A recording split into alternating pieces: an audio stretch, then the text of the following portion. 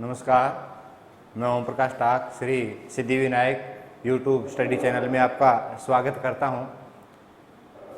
हम राजनीति विज्ञान के बारे में चर्चा कर रहे थे और राजनीति विज्ञान में हमारा जो टॉपिक चल रहा है वो संयुक्त राष्ट्र संघ चल रहा है और संयुक्त राष्ट्र संघ के बारे में मैं आपको पीछे भी बहुत कुछ बता चुका हूं। क्या बताया था आपको पिछली क्लास में?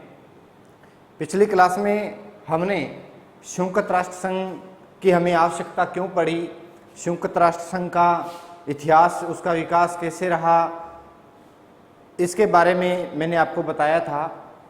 और संयुक्त राष्ट्र संघ की आवश्यकता हमें क्यों पड़ी इसका मैंने आपको बताया। पहले 1914 से लेके 1919 तक 18 तक जो विश्व युद्ध हुआ, उस विश्व युद्ध के अंदर पूरा विश्व युद्ध की चपेट में आ गया था। इसीलिए सभी देशों के प्रतिनिधि एक स्थान पर एकत्रित होते हैं और उन्होंने एक ऐसा संगठन बनाने की सोची जो संगठन विश्व शांति के लिए प्रयास कर सके। इसीलिए राष्ट्र संघ की स्थापना की गई लीग ऑफ नेशन के नाम से। लेकिन दुर्भाग्य इस लीग ऑफ नेशन का कि यह विश्व शांति बनाए रखने में असफल रहा और इसकी असफलता के कारण दोबारा से प्रतिनिधियों ने सोचा भी इससे भी ज्यादा एक शक्तिशाली संगठन है वो तैयार किया जाए जो क्या कर सके, सभी देशों में आपस में तालमेल रख सके, जिसमें सभी देशों के प्रतिनिधि भागीदार हो, सभी देश है वो सहयोग के आधार पर काम करे, कोई एक देश दूसरे देश पर आक्रमण न करे, संधियां समझौते इनका सम्मान किया जाए, एक दूसरे की आंतरिक जो गतिविधियां हैं उसमें किसी प्रकार का कोई हस्तक्षेप न करे और दोबारा से ऐसा कोई विश्व युद्ध न हो। इस उद्देश्य को लेकर के और 24 अक्टूबर सन 1945 को संयुक्त राष्ट्र संघ की स्थापना हो जाती है। प्रिय विद्यार्थियों, हमने 24 अक्टूबर सन 1945 को संयुक्त राष्ट्र संघ की स्थापना की थी। क्या था संयुक्त राष्ट्र संघ, जिसे हम शॉर्ट भाषा में यूएनओ कहते हैं। और इस यूएनओ की स्थापना है वो राष्ट्र संघ जो 1919-20 में इसकी स्थापना हुई थी। इस राष्ट्र संघ के स्थान पर किसकी स्थापना होती है?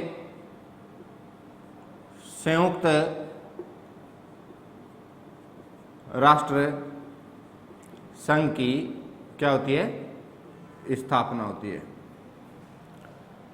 क्यों होती है स्थापना? क्योंकि पहले हुआ था 1914 से लेकर के 1918, जिसे बोलते हैं प्रथम विश्व युद्ध। कौन सा? प्रथम विश्व युद्ध। इस विश्व युद्ध के भय से भी दोबारा से ऐसा कोई विश्व युद्ध न हो, इसीलिए किसकी स्थापना की? राष्ट्र संघ की स्थापना की। लेकिन होता क्या है, 1939 से 1945 के बीच में जो दूसरा विश्व युद्ध है वो हो जाता है। विश्व युद्ध हुआ, कहने का मतलब राष्ट्र संघ विश्व युद्ध को होने में टाल नहीं सका और दूसरा विश्व युद्ध हो गया। इसीलिए संयुक्त राष्ट्र संघ की क्या होती है? स्थापना होती है। और ये राष्ट्र संघ से भी एक क्या था? शक्तिशाली संगठन है।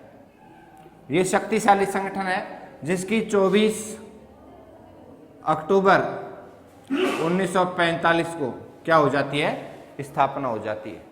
कब? 24 अक्टूबर 1945 को। अब देखिए, संयुक्त राष्ट्र संघ की स्थापना करते समय, जब संयुक्त राष्ट्र संघ की स्थापना हो गई थी तो इसके एक महासचिव है, यूएनओ के महासचिव, जिसका नाम है डॉग हैमरशोल्ड। क्या नाम है? ये यूएनओ के क्या है? महासचिव। और यूएनओ के जो महासचिव हैं जिनका नाम है डॉग हैमरशोल्ड,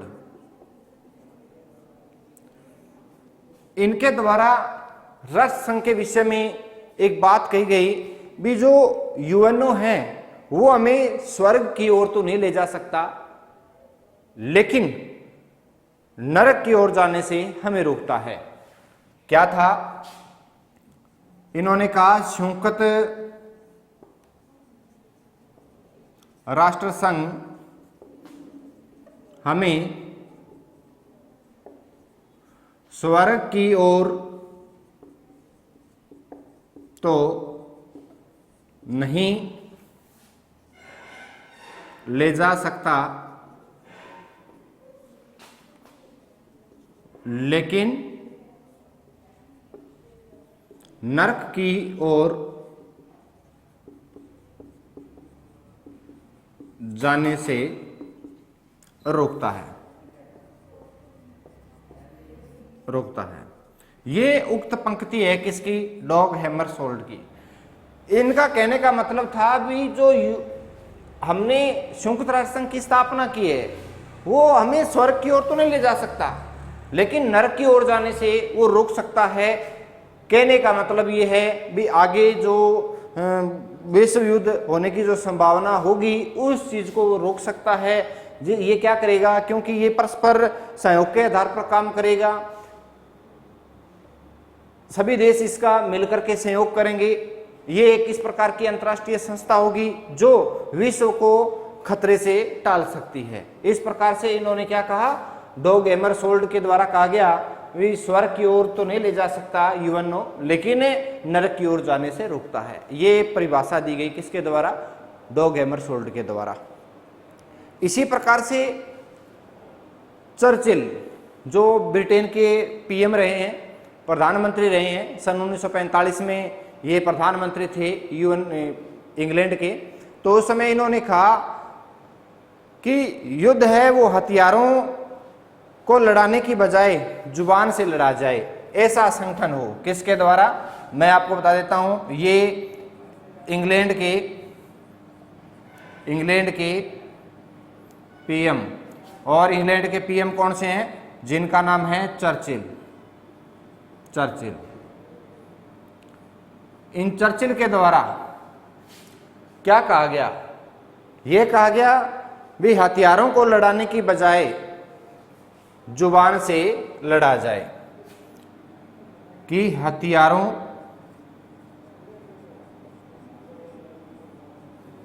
को लड़ाने की बजाय जुबान से लड़ा जाए। यह किसके द्वारा कहा गया? यह कहा गया चर्चिल के द्वारा। चर्चिल का कहने का मतलब यह था क्योंकि जो पहला विश्व युद्ध हुआ, दूसरा विश्व युद्ध हुआ, इसमें भारी मात्रा के अंदर हथियारों का प्रयोग किया गया, गोले बम बारूद दागे गए, हथियारों की होड़ चली, जिससे जनहानि धन हानि बहुत सा क्या हुआ था? नुकसान हुआ था। इसीलिए चर्चिल कहते हैं भी जो यूएनओ है वो क्या है, अगर लड़ना ही है किसी देश को तो हथियारों से न लड़ा जाए बल्कि यूएनओ में बैठ करके और जुबान से लड़ लिया जाए तो अच्छा होगा, क्योंकि जुबान से लड़ने से कम जन हानि धन हानि नहीं होती है और न ही किसी प्रकार से हथियारों की होड़ होती है। लेकिन यदि हम मैदान के अंदर हथियारों को लेकर के लड़ते हैं तो उसमें पूरे विश्व को बहुत ही खतरा उत्पन्न हो जाता है। इसीलिए हथियारों को लड़ाने की बजाय किससे लड़ा जाए? जुबान से लड़ा जाए। तो जुबान से लड़ने में क्या है? फायदा है। ये किसने कहा? चर्चिल के द्वारा कहा गया। और हैमरशोल्ड ने कहा क्या है भी ये स्वर्ग की ओर तो नहीं ले जाता लेकिन नरक में जाने से रोकता है। इसी प्रकार आगे एक विद्वान आए थे, ये भी यूएनओ के अंदर क्या थे, जो सूचना संचार होते हैं इनका अवर सचिव है, और इनके द्वारा कहा गया कि एक ऐसा संगठन हो या एक ऐसा संगठन होना चाहिए जिसमें सभी देशों के प्रतिनिधि शामिल होने चाहिए। यानी एक ऐसा संगठन हो जिसमें सभी देशों के क्या हो? प्रतिनिधि शामिल हो। और किसी बात पर एक दूसरे का सिर काटे बजाय एक दूसरे का सिर खाया जाए, ऐसी संस्था होनी चाहिए। तो शशि थरूर के द्वारा जो यूएनओ के अंदर जो सूचना व संचार समिति के जो अवर सचिव हैं उनके द्वारा ये कहा गया कि एक ऐसा संगठन होना चाहिए जिसमें सभी देशों के प्रतिनिधि शामिल हो। तो ये यूएनओ की सूचना व संचार समिति के अवर सचिव कौन है? ये अवर सचिव है जिनका नाम है शशि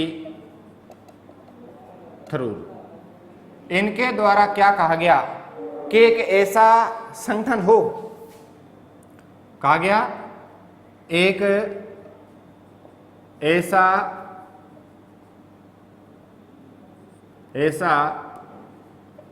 संगठन स्थापित किया जाए जिसमें सभी देशों के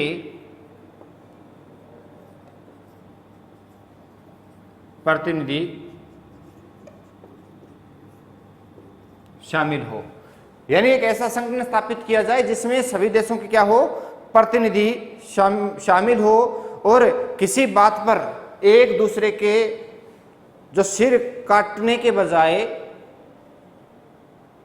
सिर को खाना चाहिए।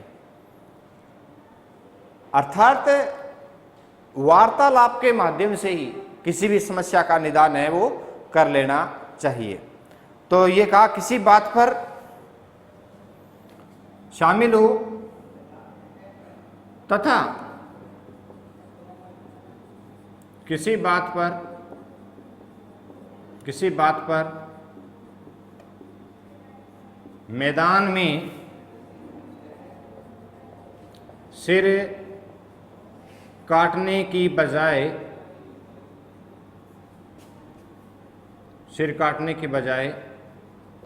सिर खाए जाएं। ये कहा किसके द्वारा? शशि थरूर के द्वारा।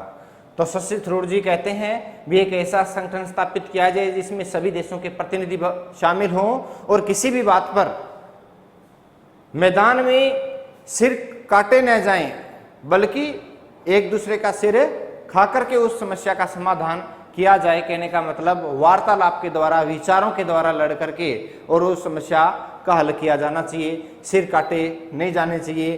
क्योंकि अगर सिर खाएंगे तो उससे क्या होगा, जन हानि नहीं होगी और धन हानि नहीं होगी। तो यही है, एक तो है डॉग हैमरशोल्ड के द्वारा ये कहा गया संयुक्त राष्ट्र संघ स्वर्ग की ओर तो नहीं ले जाता लेकिन नरक में जाने से वो रोकता है। और इसी प्रकार चर्चिल के द्वारा हथियारों को लड़ाने की बजाय जुबान से लड़ा जाए। और शशि थरूर ने ये कहा भी एक ऐसा संगठन स्थापित किया जाए जिसमें सभी देशों के प्रतिनिधि शामिल हो और किसी भी बात पर मैदान में सिर काटने के बजाय सिर खाए जाएं तो अच्छा है। ये कहा किसके द्वारा? शशि थरूर के द्वारा। अगर हमें इसको याद करना है तो आपको पता है डॉग है, डॉग क्या है, हमें स्वर्ग की ओर तो नहीं ले जाते लेकिन हमें नरक में जाने से रोकते हैं। डॉग स्वर्ग की ओर तो नहीं ले जाते लेकिन नरक में जाने से रोकते हैं। डॉग यानी कुत्ता। उसी प्रकार दूसरी परिभाषा हम याद करें, जैसे चर्चिल है, चर्चिल हम बोलते हैं ना ज्यादा चर्चा मत करो, तो यही है चर्चिल के द्वारा क्या कहा गया भी जुबान से लड़ा जाए, चर्चर करके ही युद्ध को लड़ा जाए, हथियारों से नहीं लड़ा जाए। तो चर्चर करने की बात कौन करता है? चर्चिल करता है, यानी जुबान से चर्चर करना, जुबान से लड़ना। और इसी प्रकार शशि थरूर, शशि को जैसे करें तो शीश, इसका उल्टा करें तो शशि को शीश बना दें। और शीश किसको बोलते हैं? सिर। और सिर वाली परिभाषा किसने दी थी? शशि थरूर ने दी थी और कहा कि किसी भी बात के ऊपर मैदान में सिर काटने के बजाय एक दूसरे के सिरों को खाया जाए। ये परिभाषा थी यूएनओ के बारे में। अब हम देखते हैं यूएनओ का इतिहास और यूएनओ का विकास, कैसे यूएनओ की स्थापना हुई और किस प्रकार से यूएनओ का विकास हुआ। तो हम लोगों ने पहले तो पढ़ा यूएनओ की हमें आवश्यकता क्यों पड़ी, फिर हमने यूएनओ के बारे में कुछ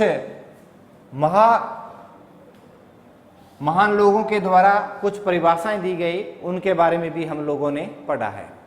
अब देखते हैं यूएनओ का विकास और इसे बोलेंगे यूएनओ का इतिहास। आपको बता देता हूं सबसे पहले क्या हुआ था, प्रथम अंतर्राष्ट्रीय शांति सम्मेलन हुआ था सन 1899 के अंदर, 1899 में। अब देखो 1899 में, कब राष्ट्र संघ से भी पहले विश्व शांति बनाए रखने के लिए बहुत से प्रयास किए गए। सबसे पहले सन 1899 के अंदर प्रयास किया गया और अभी देखो कितने, सन 1945 में लगभग 46 साल के बाद क्या होता है, परिणाम हमारे सामने आता है और यूएनओ की क्या होती है, स्थापना होती है। तो प्रथम अंतर्राष्ट्रीय शांति सम्मेलन होता है 1899 में, द हेग में होता है और हेग कहाँ है, नीदरलैंड में होता है। तो हम यूं कह सकते हैं यूएनओ का इतिहास या हमें इसका पढ़ना है विकास। हमने पहले तो पढ़ा है संयुक्त राष्ट्र संघ की आवश्यकता क्यों पड़ी, वो मैंने आपको बता दिया। भी पहले विश्व युद्ध और दूसरे विश्व युद्ध में जो हानिकारक प्रभाव निकले, उन प्रभावों को मुक्त करने के लिए आगे से ऐसा कभी भविष्य में उत्पन्न न हो, सभी देश सहयोग के आधार पर मिलजुल करके किसी भी समस्या का, वैश्विक जो समस्याएं होती है, वैश्विक महामारी होती है, गरीबी है, बेरोजगारी है, आतंकवाद है, भ्रष्टाचार है, युद्ध है, संधियां हैं, समझौते हैं, इन सब के बारे में एक बढ़िया सा हल निकले और किसी प्रकार के द्वारा से ऐसी कोई घटना उत्पन्न न हो, इसलिए हमें संयुक्त राष्ट्र संघ को स्थापित करने की आवश्यकता पड़ी थी।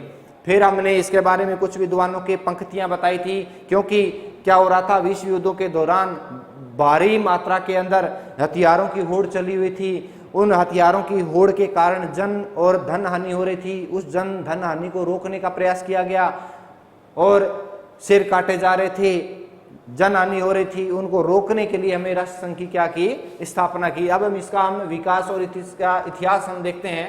तो मैं कहता हूं यूएनओ के विकास में क्या हुआ था, प्रथम अंतरराष्ट्रीय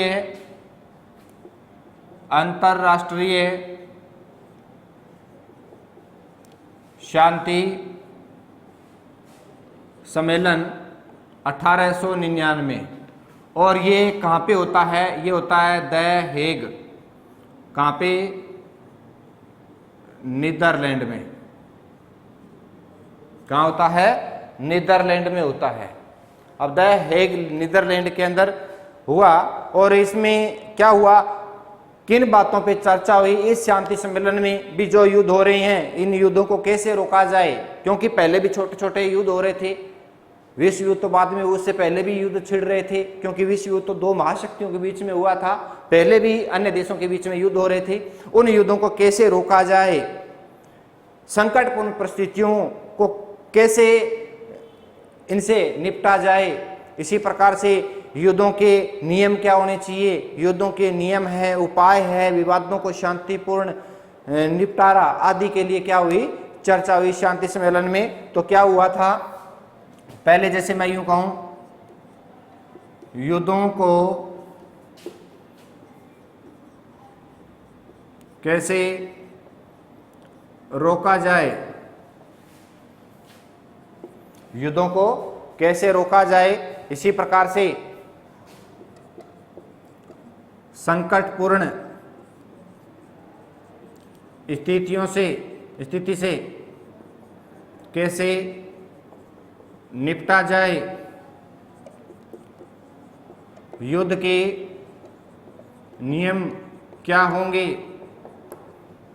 इसी प्रकार शांति कैसे स्थापित होगी, इन सब पे क्या हुई थी, चर्चा हुई थी। इन सब पे चर्चा हुई थी। इन आदि विषयों पर क्या हुई, चर्चा हुई थी। कैसे शांति स्थापित की जाए, युद्ध के नियम क्या होंगे, युद्धों के रोकने के उपाय क्या होंगे। उसके बाद में जैसे कोई भी अगर विवाद है तो उन विवादों को कैसे निपटाया जाएगा, इन सभी बातों को लेकर के क्या हुई थी, इसमें चर्चा हुई थी। किसमें? जो प्रथम अंतर्राष्ट्रीय शांति सम्मेलन हुआ। अब देखो, इसी अंतर्राष्ट्रीय शांति सम्मेलन के अंदर द हेग नीदरलैंड के अंदर एक स्थायी न्यायालय की स्थापना हुई थी, जो इन सब के बारे में क्या करेगा, उपाय करेगा, नियम बनाएगा, शांति स्थापित करने का प्रयास करेगा। इस प्रकार से कोई भी विवाद है तो उसका फैसला है वो कहाँ होगा। इस प्रकार से एक न्यायालय की स्थापना की गई और उसका नाम रखा गया स्थायी न्यायालय। क्या नाम रखा गया? स्थायी न्यायालय। और द हेग में हुआ, इसने अपना कार्य करना है वो 1902 में प्रारंभ किया। तो देखिए, इन सबको देखते हुए क्या किया गया, इसी शांति सम्मेलन में, इसी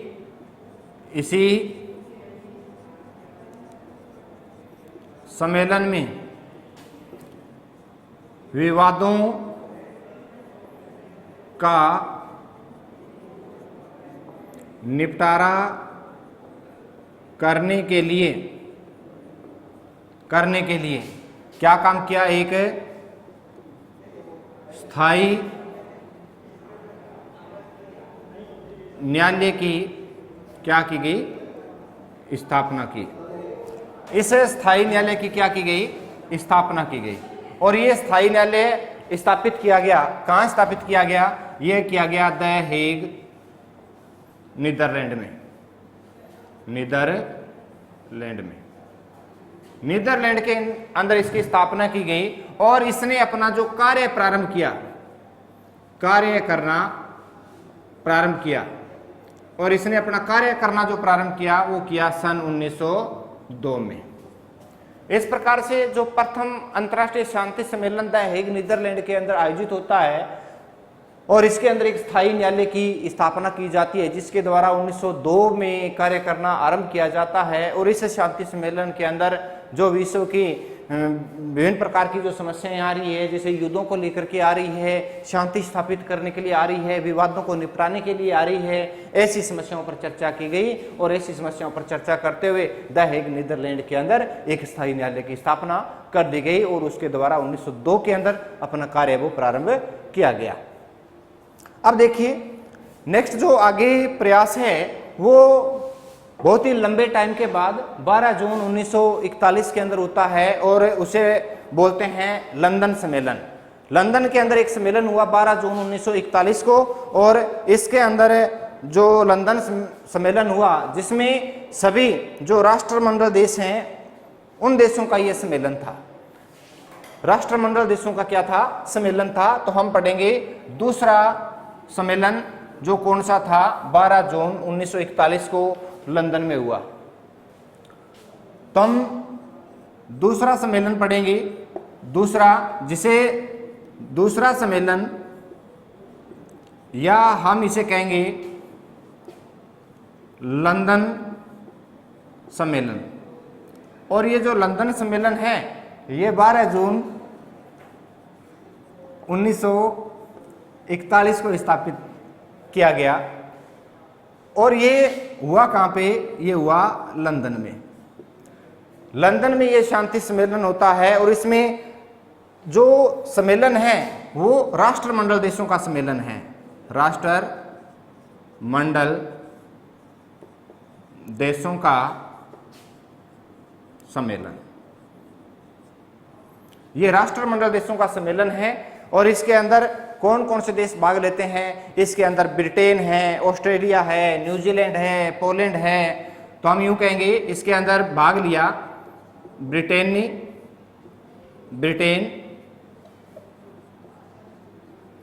ऑस्ट्रेलिया,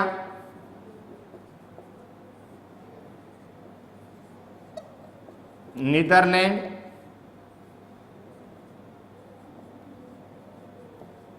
पोलैंड, न्यूजीलैंड। कौन कौन से देश?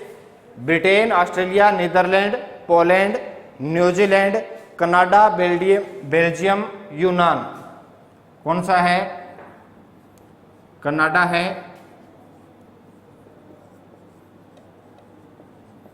बेल्जियम है, इसी प्रकार से यूनान है और अफ्रीका है, अफ्रीका आदि देशों के द्वारा इसमें क्या लिया गया था, भाग लिया गया था। अब ये अफ्रीका कौन सा, ये दक्षिणी अफ्रीका है। कौन सा है, दक्षिणी अफ्रीका, दक्षिणी अफ्रीका। तो ये जो लंदन के अंदर सम्मेलन हुआ 12 जून 1941 को, इसके अंदर राष्ट्रमंडल देशों ने भाग लिया, जिसके अंदर ब्रिटेन है, ऑस्ट्रेलिया है, नीदरलैंड है, न्यूजीलैंड है, पोलैंड है, कनाडा, बेल्जियम, यूनान, दक्षिणी अफ्रीका आदि देशों के द्वारा इसमें भाग लिया जाता है। और इस शांति सम्मेलन में शांति और सुरक्षा की स्थापना के लिए अंतर्राष्ट्रीय संगठन बनाने का सुझाव दिया जाता है। इस शांति सम्मेलन में क्या हुआ, इस शांति सम्मेलन में, इस सम्मेलन में शांति व सुरक्षा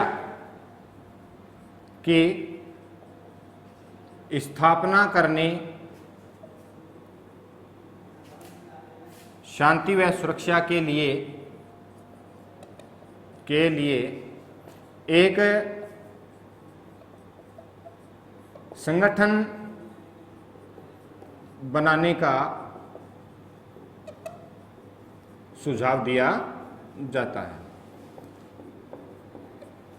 शांति बने रहे, किसी प्रकार से एक देश दूसरे देश से खतरा महसूस न करे, पूर्ण रूप से है वो अपने आप को सुरक्षित महसूस करे और पूरे विश्व में शांति बनी रहे।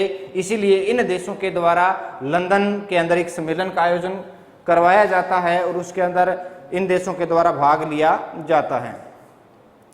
इस सम्मेलन के अंदर ये निर्णय लिया गया कि एक ऐसा संगठन बनाया जाए जिससे शांति और सुरक्षा बनी रहे। इसीलिए अभी जो हमने राष्ट्र संघ पीछे मैंने आपको बताया सन 1920 के अंदर 1920 में जो राष्ट्र संघ था उसकी जो स्थापना की गई वो भी शांति के लिए की गई थी। इसी प्रकार से यूएनओ की जो 24 अक्टूबर सन 1945 को जो स्थापना की गई वो भी किसके लिए, शांति और सुरक्षा को बनाए रखने के लिए की गई थी। अब क्या है इसके अंदर, क्या और तय किया गया भी, जो राष्ट्रमंडल जो देश हैं अगर वो किसी दूसरे देश के साथ में कोई संधि या समझौता करेंगे या किसी दूसरे देश पर आक्रमण करना है तो ये सारे देश मिल बैठ करके और उसका निर्णय लेंगे। कोई भी एक देश है वो बिना इनके सहायता या इनके परामर्श के बगैर किसी से कोई संधि नहीं करेगा, किसी देश के साथ कोई समझौता नहीं करेगा। तो इस सम्मेलन का जो प्रमुख उद्देश्य है, इस सम्मेलन का जो प्रमुख उद्देश्य क्या रहा, इस सम्मेलन का प्रमुख उद्देश्य ये रहा कि कोई भी देश किसी दूसरे राष्ट्र के साथ बिना इन सम्मेलन में शामिल देशों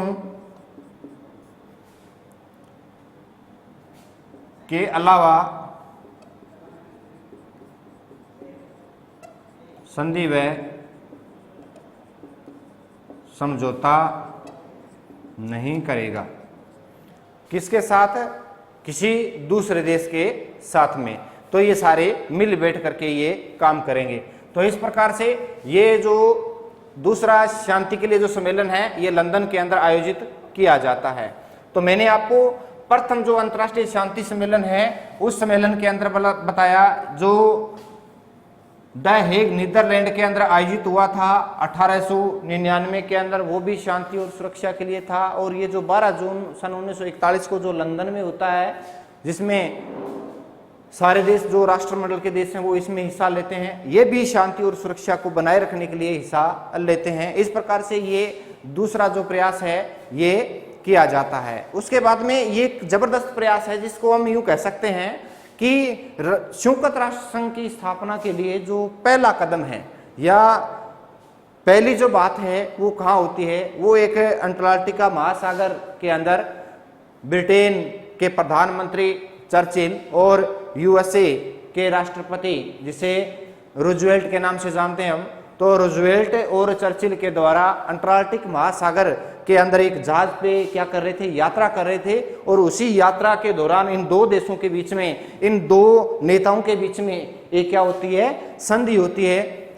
किस लिए? शांति और सुरक्षा बनाए रखने के लिए। जो ये देश दोनों हैं, ये दोनों देश अपने आप में क्या करेंगे, सहयोग के आधार पर काम करेंगे। कोई भी एक देश दूसरे देश की आंतरिक राजनीति में कोई दखल अंदाजी नहीं करेगा। इस प्रकार से हम यूं कह सकते हैं कि जो प्रथम कदम है वो अंटार्कटिक चार्टर है। तो हम देखते हैं तीसरी बात है वो क्या है, किसके लिए? यूएनओ की स्थापना के लिए। तो अंटार्कटिका चार्टर कौन सा, जिसे बोलेंगे Antarctic charter, Antarctic charter.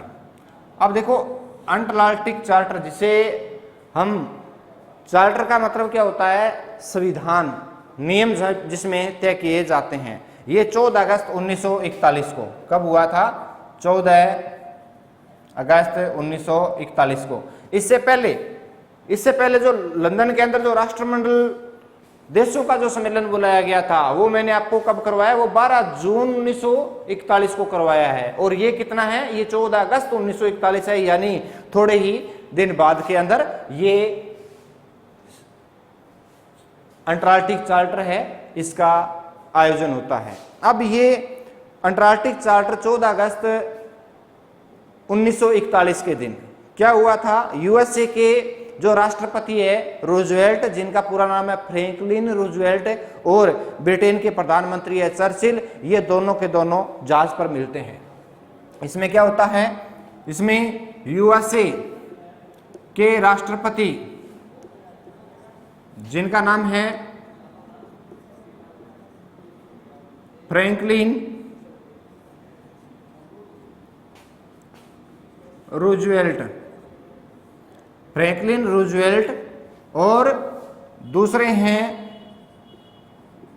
England के पीएम जिनका नाम है चर्चिल। ये दोनों अंटार्कटिक महासागर में एक जहाज पर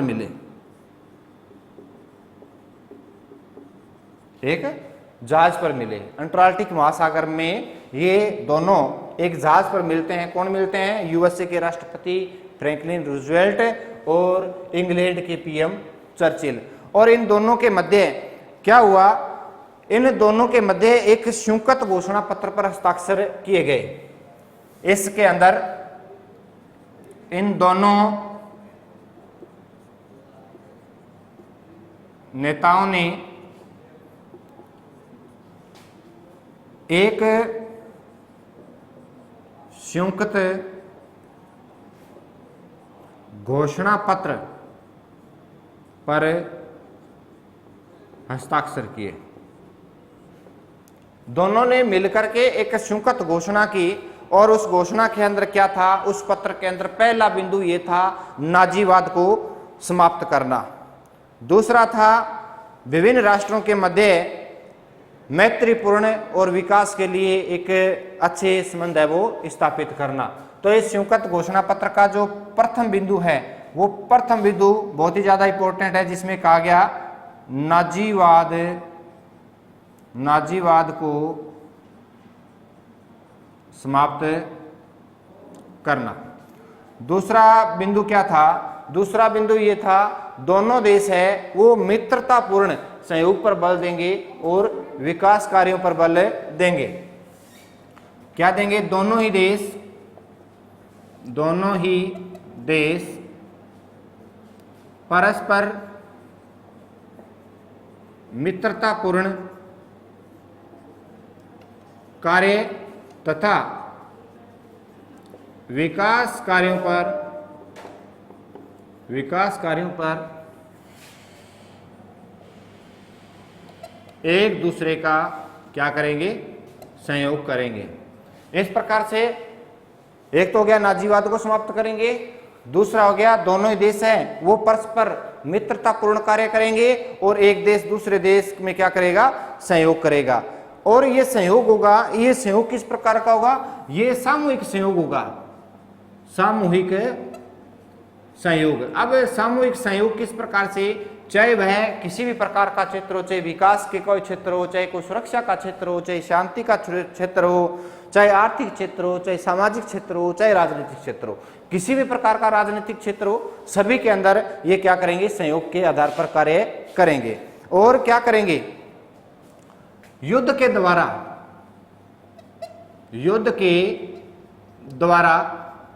किसी युद्ध के द्वारा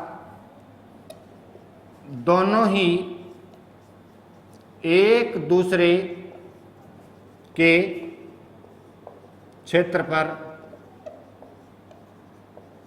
अधिकार नहीं करेंगे। कहने का मतलब जब किसी भी प्रकार से अगर युद्ध की स्थिति उत्पन्न हो जाए तो ये क्या करेंगे, अधिकार नहीं करेंगे, एक दूसरे के किसी प्रकार से क्षेत्र पर अधिकार नहीं करेंगे। अब आपको बता देता हूं, इसी के अंदर एक विद्वान आए थे जिनका नाम था E.H. कार, और E.H. कार की एक पुस्तक है, उस पुस्तक का नाम है दो विश्व युद्धों के मध्य अंतरराष्ट्रीय संबंध। कौन सा है, E.H. कार। E.H. कार की बुक है, कौन कौन सी है, दो अंतरराष्ट्रीय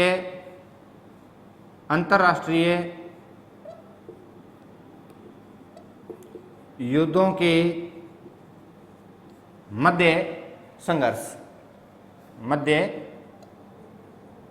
संघर्ष, ये इनकी बुक है, किनकी, E.H. कार की ये बुक है। और इसके अंदर क्या किया गया, अंतरराष्ट्रीय संबंध बताए गए, मध्य संघर्ष के बीच